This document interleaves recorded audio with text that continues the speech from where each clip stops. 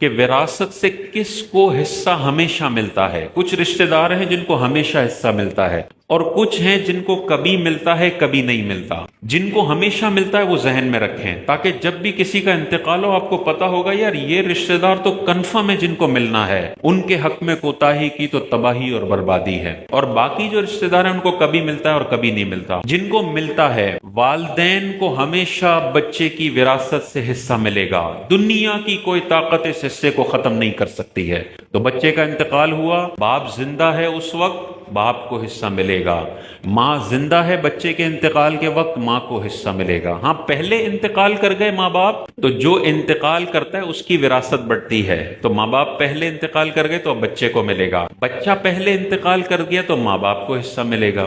مرنے والے کی جب موت واقع ہوئی اس وقت کتنے رشتہ دار زندہ تھے ان کو حصہ ملتا ہے، جو پہلے مر گئے ان کو حصہ نہیں ملتا۔ تو ماں باپ کو ہمیشہ حصہ ملے گا۔ دوسرا، زوجین کو ہمیشہ حصہ ملے گا۔ عورت کا انتقال ہوا اس کے شوہر کو ہمیشہ حصہ ملے گا، مرد کا انتقال ہوا اس کی بیوی کو ہمیشہ حصہ ملے گا۔ اب یہاں پر بہت بڑی کوتاہی ہم کرتے ہیں، بیٹے نے پسند سے شادی کر لی اور سارے گھر والوں نے اس بہو کو اون نہیں کیا، اب الگ رہ رہے ہیں، اب بیٹے کا اچانک انتقال ہو گیا تو بہو کو وراثت سے محروم کر دیتے ہیں۔ یہ قرآن میں ابھی میں آیت پڑھوں گا، واضح طور پر اللہ تعالیٰ نے قرآن میں آیت نازل فرمائی ہے کہ شوہر مر جائے تو بیوی کا کتنا حصہ ہے، لیکن ساس کو بیوی بہو کی شکل پسند نہیں ہے تو اس کے 20-20 لاکھ روپے وراثت پر قبضہ کر کے بیٹھی ہوئی ہے، مرنے کے بعد ایک ایک پئی کا حساب دینا پڑے گا۔ بیوی کا حصہ لازم ہے، شوہر کا حصہ لازم ہے، دو لوگ والدین اور میاں بیوی۔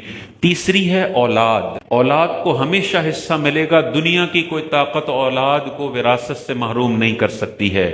تو والدین کو ہمیشہ حصہ ملے گا، زوجین کو ہمیشہ حصہ ملے گا، اور اولاد کو ہمیشہ حصہ ملے گا۔ پھر میت کے بھائی بہن آتے ہیں، اس میں نے آپ کو پچھلے جمعے اصول بتایا، میت کا اگر ایک بیٹا بھی ہے تو بھائی بہنوں کو نہیں ملتا ہے، میت کا بیٹا نہ ہو صرف بیٹیاں ہوں تو پھر اب میت کے بھائی بہنوں کو بھی حصہ ملتا ہے۔ تو اب اس میں پھر بیوی آ جاتی ہے کہ بھائی بہنوں کا کدھر ہے حصہ، بھائی بہنوں کو ہم نہیں جانتے، میں ہوں اور میرے بچے ہیں، یہ میرے شوہر کی جائیداد تو میں لے کے جاؤں گی اور میرے بچے لے کے جائیں گے، بھائی بہن نہیں لے کے جائیں گے۔ یہ قرآن کے فیصلے کے مقابلے میں وہ اپنی عقل لا رہی ہے، قیامت کے دن اس کا حساب دینا پڑے گا۔